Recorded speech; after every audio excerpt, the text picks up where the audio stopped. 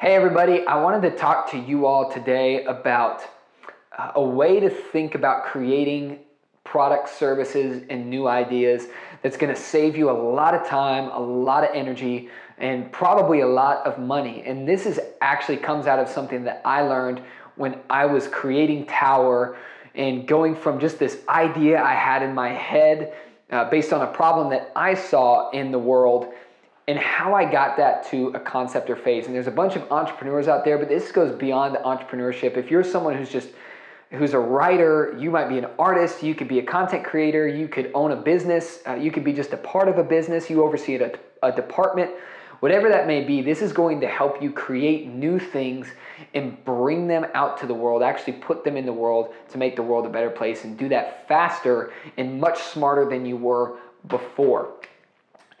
And again, this is what I learned from personal experience. And what I found as I was doing research on Towr, I started off with this general vague idea. And the first thing that was happening is I was doing a bunch of research. This idea came from research that I was doing by looking at industry professionals.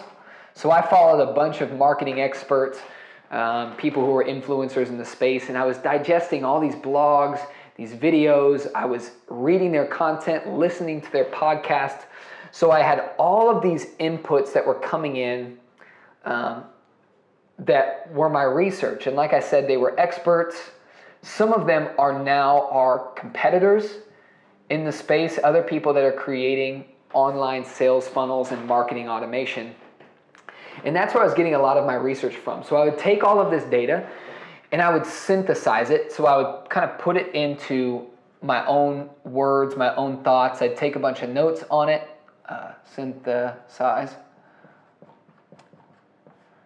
And I was starting to kind of process through all that data and then put it into my own words. And the next step is that out of that synthesizing, I started to form what I would call valuable concepts. For me, this was an idea, a business concept. Again, for you, this may be just an idea for the project you're working on, the paper that you're writing, the video that you want to shoot, a new strategy you want to implement in your business. This is something that's a concept that's actually valuable, meaning it has monetary value, whether that's something that could be sold directly to a consumer, or maybe it's more B2B oriented, whatever that may be, it has value in the world and it could solve a problem for people. And so I was researching, I would synthesize all those inputs, all that data, and I came up with what I thought was a valuable concept for a marketing business that I was going to call Towr. But as I looked at this concept for a business, I kept seeing holes in it. And what I really learned is there's no perfect concept. There's no business, there's no concept that's going to be perfect. Everyone is going to have holes. But what I was doing when I realized that was wrong, and here was my mistake that could be costing you as well. When I realized there was holes in my concept, I would go back to the research phase. I would digest more data, watch more videos, read more articles, synthesize that information, and make very marginal changes, very marginal small changes to this concept. And I would continue to go back to do this same thing, and it was costing me so much time and so much effort to do that. And it was all under the assumption that I had the knowledge and the power it took to create the perfect business. And clearly that's not true. It's not true for any of us. You alone cannot create something that's actually going to be put out into the world to make a significant difference. And so I started to look at this process differently, and I'm just now doing this in our business, and it started to help us a bunch. I still have the research phase, and we would start to synthesize that data, and we create a valuable concept. But right here, instead of going back to the research phase, what we've started doing is we have started to publish. And I'm going to define this for us real quick, because by publish, you can publish something without having this concept fully created. And so what we were doing, and there's two really easy ways that you can start to publish it. The first thing is you can just start to create content.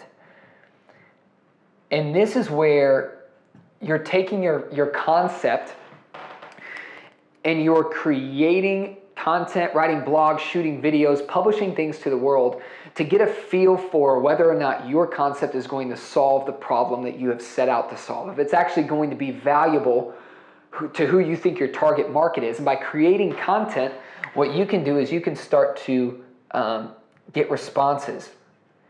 You can get qualitative feedback.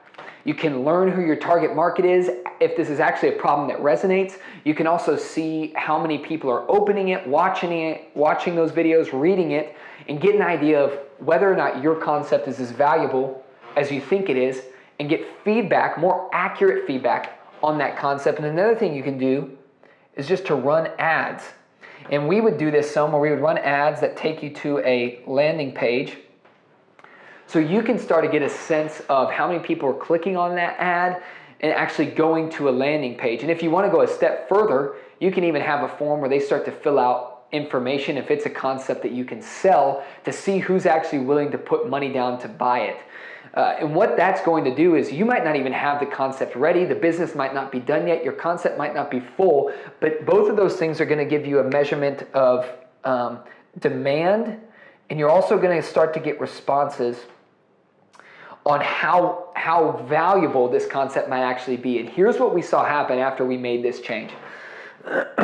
It was doing two things. Once we published it to the world and we started to get some more accurate data that was actually coming from our customer, we could still do research, but then it helped us make our research more targeted to where we knew what sources of information we wanted to seek out that were actually going to help the customers and actually solve the problems that we were trying to solve. So it made our research better, but also we were taking a lot of this information, the responses we were getting in our comments, maybe on blogs or on social posts that we were getting from a potential target audience, and we were going right back to this synthesize phase where we were mulling through all that kind of new data we got from our customer, and then making iterations to our concept. And as this was happening, we would get more targeted research that would help us synthesize more accurate data that would help us create a much more valuable product. We would then get feedback on it that would also directly go to the synthesize phase, and it started to feed up and create what's called a flywheel that created a much more valuable concept that was ready to sell, ready to actually put into action and bring to your customers, than this former process I was using where I was just going back to the research phase, simply by letting people see it, by bringing it out to the world. And what was super cool and what we found and what we've started to implement into our business is we're testing these new concepts we have, new ideas, we're bringing them to market, and it's creating this flywheel. And as the flywheel speeds up, as it grows bigger, you're gonna get to a point of kind of critical mass, where this flywheel is moving fast enough that you can almost guarantee that if you could bring it to market, I'll say to market, where you're actually selling this idea, you can almost guarantee it's going to be a positive response because you've done this. And the thing is, this doesn't really cost much. It saves you much less time than going back to the research and trying to do it all yourself. And once you get this flywheel moving fast enough to where you're getting feedback from other people, synthesizing that into better concepts, you get to a point where it's almost inevitable. You hit this critical mass. It's almost inevitable, but by the time you choose to actually bring it to market and sell it, that it will succeed. So if you're out there, if you're creating and you just feel stuck, like you're a perfectionist and you just keep going back to try to iterate and just get marginal returns on your concept that you're creating, use this model as a way to create a flywheel that's going to bring your new products and services to market and almost ensure that by the time it hits the market, you succeed, you make money, and you impact the world.